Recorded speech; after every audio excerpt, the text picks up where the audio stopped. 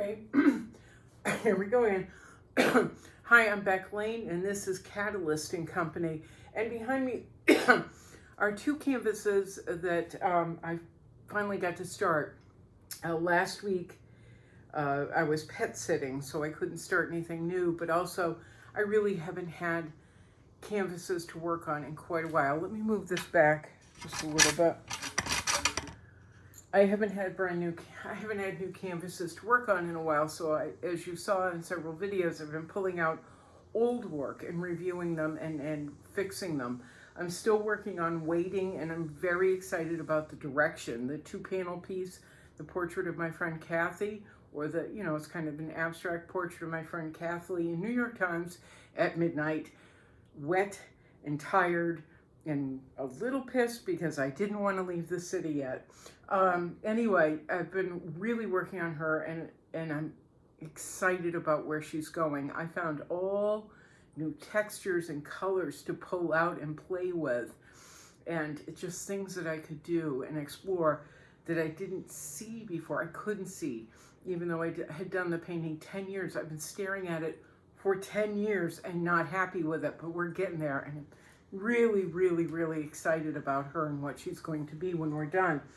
But with the canvases behind me, I was gifted, Michael's was having a sale, and a new friend of mine gifted me several new small canvases, and they happen to be sizes that I've been using a lot over the last couple months while we wait for funding on several projects and, other stuff. Now, they're small. They're 24 by 18, I think. They're something like that. They're a lot smaller than I can physically work with or even have any desire to work on. When people talk to me and they try and be helpful, they make suggestions, as I'm sure they do to you. You should paint this, you should paint that, you should paint smaller, you should make cheaper, blah, blah, blah, blah, blah, blah, blah. I'm all done with that. I just politely say thank you or something or no and move on. I'm sure you get it all the time too, and I'm over it. There's a lot of things that I am definitely over. But what I can do is what I have been doing, because there hasn't been a lot of money coming in. I don't know why, but there hasn't been a lot of money coming in, and everything seems to be on hold, and it's been very, very frustrating, and I'm sure you run into this also. It's been very, very frustrating for me because I am an artist. I am a painter. I am excellent at what I do. Listen to me. And I have this dire need and desire to paint every day and work, just work and work and work, just paint and paint and paint and create larger and larger portfolios and explore ideas and get into mediums and try things out, but you can't do it without the materials. Can't do it. So I've had friends that have helped me out, and I'm so deeply, deeply grateful. But my new friend Tim is another one. We met, he knew very little about me, and I was helping a friend of mine where we met, and Tim left for a little bit, came back about 20 minutes later and handed me these smaller canvases, and I'm so grateful. It's a relief to my soul, to my being, to be able to do what I'm here to do and what I love, but what I exist to do on earth, and that is to be an artist and to paint. So they are smaller, as I said about 20 minutes ago. They are smaller. I don't like the profiles, but this is what we have, and we work with what we have. So what I have done to help kind of create the surface that I can work on and want to work on and don't feel constricted by is I took an old stretcher, and as you can see, there are tiny screws on the back where I've attached the smaller canvases to the stretcher. And they're pretty secure, but I had tape. I had bookbinding tape on the sides, just in case they slip free. But I screwed them to the stretcher, and then kind of hammered them in place so they hold a little bit better. Put bookbinding tape on the side And this has been an experiment, finding tapes that will work. I was using duct tape because I figure duct tape is holding my scooter together. Of course, it's going to hold canvases to the stretcher. But unfortunately, when I removed the duct tape or Gorilla Tape or whatever strong tape you decide to use, it also peeled all the gesso off the sides, which isn't a major concern with these smaller canvases. On my larger canvases where I use the deep profile, the deepest profiles I can get, those are painted. Those are part of the painting. They're an extension of the painting without being the painting. They frame the painting but without being a frame. But on these thinner sides, on these thinner profiles, that's not really an option, and it would be dumb. So when the tape peels the gesso off, I already know that we're going to have to find another route to hang the canvases. It may be in a typical shadow box. I may be able to come up with something fresher and newer than what we traditionally use. So I started laying out the figure, and the last video someone asked me to please show how I start a painting. So that's what I'm doing here. Let's get this one up. Come on. There. Okay, now it's nice and solid. I started sketching her out in chalk, and now I'm going to start putting in some aerosol, and we're not going to spend a lot of time watching me do this because it does take me a little bit of time. But what I'm using for reference, and let me pull it up and I'll show you. It is a portion of a photograph that I've been carrying around for probably 10 years. I'm not sure. What I'm going to be working on is this little figure, this girl. And it's from a photograph that was taken probably 100 years ago. Let's see. I can't really read it. But it was I think it was a little over 100 years ago. 1895? No, I can't, it's hard to read. Anyway, I think I probably got this up north in New England, but here's the entire family photograph. So there's a lot of reference material to work from. I've been staying away from painting white people and moving towards others, more brown and black people. But this photograph, because of the surface, the size of the surface that I have to use, because it's a bit limiting, I thought this would be perfect to just focus in on her. We don't need one of my typical 4 foot by 4 foot or 6 foot by 3 foot or 5 foot by 3 foot or 8 foot by 8 foot paintings. She doesn't require that. She can be seen and heard on a smaller surface. So I'm going with this. But as I just showed you, I photographed the photograph, and this is something I learned over time was I get a lot of paint on my reference material. So it's taken me 10 years to figure it out, but photograph the work, keep it on an iPad or on my phone, and then just work from that because I can clean it up instead of getting the finger smudge right over the reference material I'm using, which is my norm. So to answer your question, or to show you how I start, again, I sketched it in with chalk. Move this once again. Sorry, I know this is loud. It's on the metal frame right now, the metal easel. That's why it makes so much noise. Anyway, regardless, let's go. Come on. No?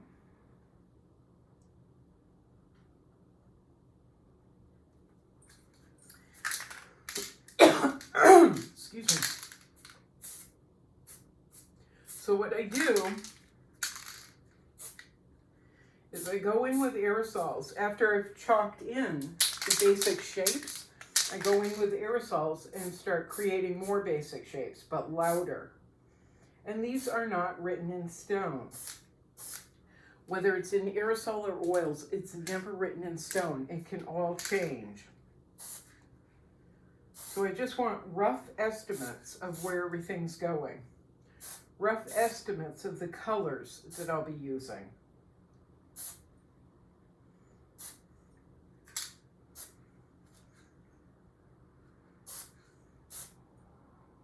And that's what I focus on this stage. It's kind of a basic in painting or creating anything.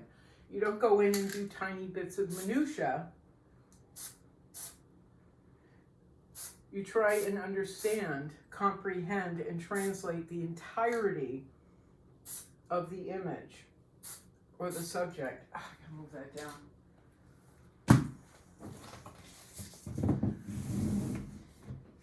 I hope you can see. No, I'm just gonna make this difficult on everyone. Let's turn her a little bit sideways. How's that? I traditionally drop everything, but I traditionally, use teals and blues as one of the indicators for me that it's a cloth.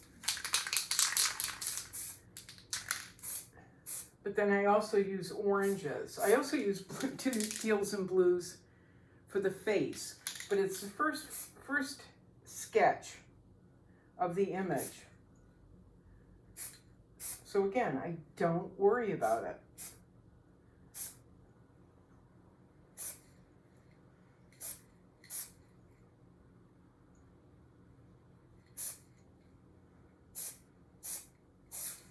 I don't worry about any of it too much. This is just notes for later on.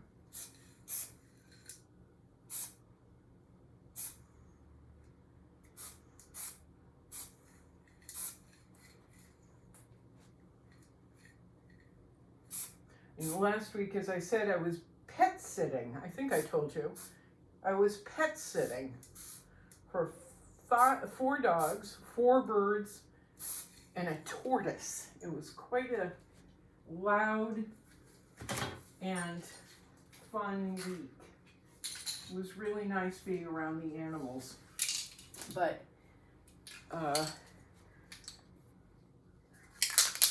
that vacation from life is over. So, woo! Hello, that's too much aerosol. So we're back to working.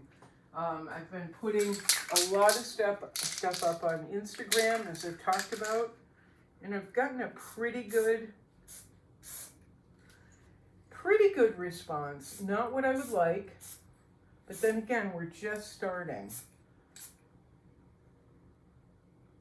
And I'm not looking to be part of the influencer crowd because I don't have that capability, I don't think. I'm an artist. I don't wear high heels and do Running Man dance. I don't do any of it. I paint. So I'm not going to worry about it. Because when I first started this channel, I had no viewers. When I first started Facebook, I had no followers. Like everybody. All I can do is what I can do, just like you.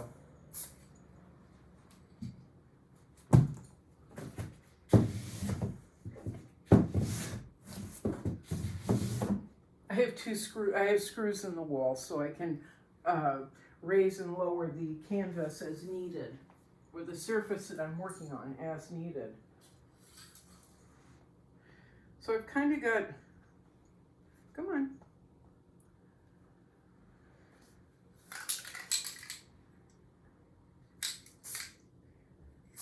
I've kind of got this blocked out.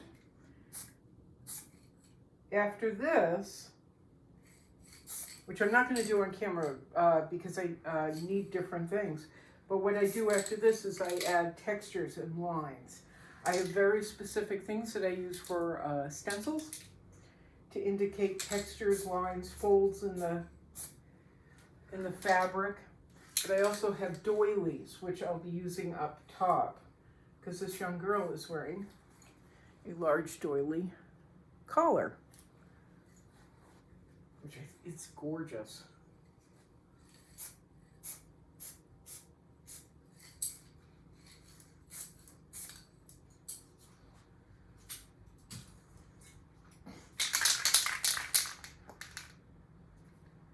And because I have zero interest in indicating true race colors, as in she's a Caucasian girl, she must be, you know, shades of pinks and whites. I have zero interest in that. I'll be adding blues, teals, whatever color this is. It's supposed to be a deep teal, but it's coming out of green. Again, not a big deal. It'll all change anyway.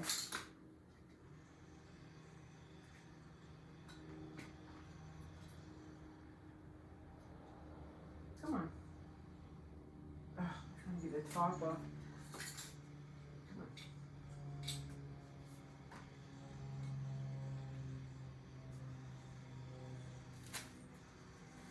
So she's a really quick sketch at this stage. Come on, come on, come on.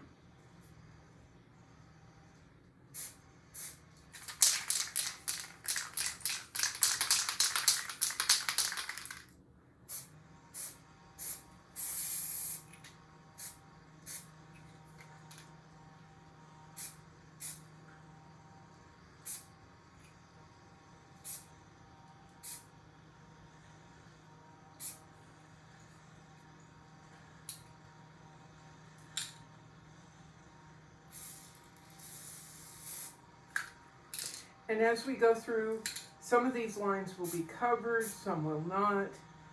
Some will show through at the end. It's all going to be fixed and refixed and calibrated and recalibrated and worked and reworked, blah, blah, blah, blah, blah.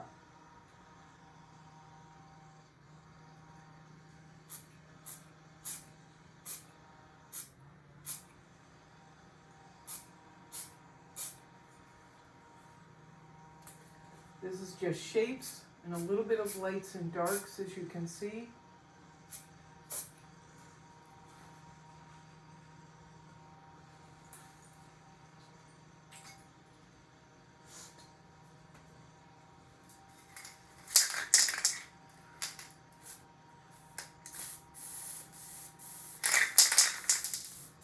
Nope.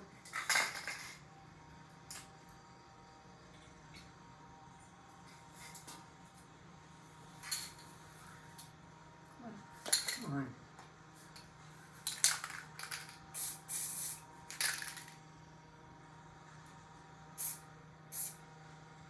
This is one of the folds in her sleeve that I just put in. There are a lot of folds in this particular sleeve, which are going to be really fun to play with once I get there with the oils.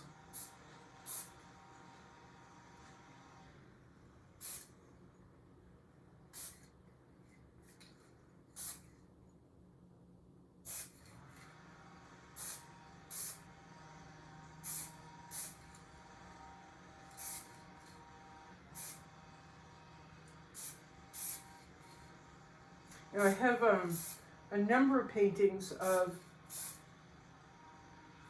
people I've been painting from the late 1800s to early 1900s with a focus on boys on hobby horses. And those you can see on Instagram again. I have this deep fascination with them and with these old photographs.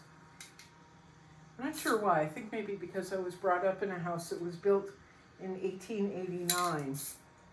And that's what we had around, were all these beautiful old photographs. And I just became enamored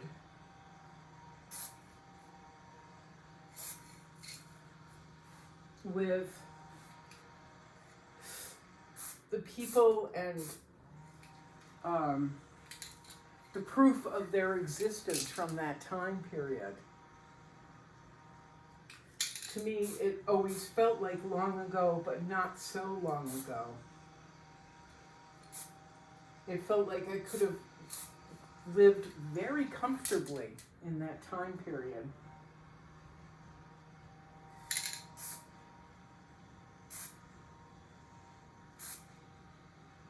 And there's a quality in the photographs Okay, that's as far as I can go right now. There's a quality in these older photographs that I just really appreciate. The way they hold themselves, their stances, the looks on their faces,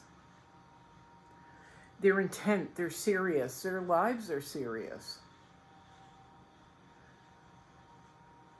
It's something I really connect to. It's photographs from this time period are really more of an expression of who they are, who they were, what their worlds were. I think more than we see today, which has such an artifice to it. I can't stand it. But this,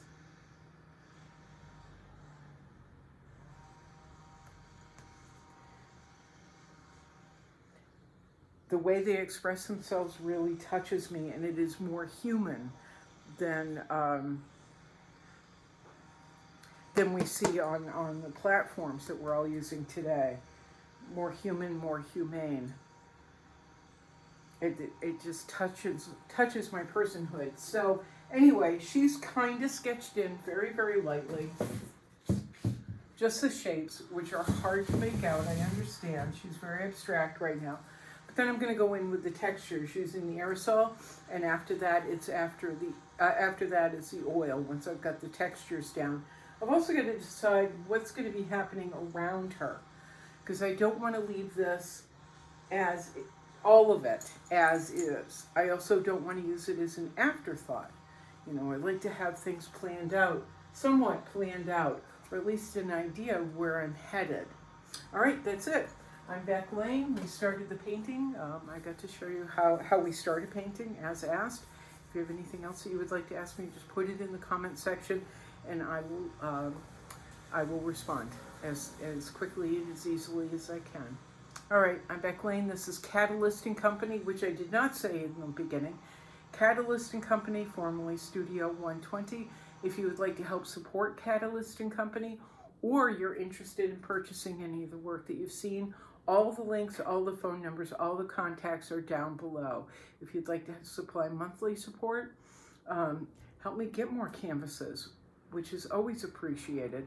You can use PayPal. Oh, sorry. If you'd like to supply monthly support, Patreon is the link to Patreon is down below, or my Patreon account is down below. I've also got Cash App, PayPal, which would be super great, super duper, as well as TeePublic. Anyway, I'm Beck Lane, and this is Catalyst & Company, and here we go. Ciao. Ready, Carrie? Ciao. Meow, meow, meow.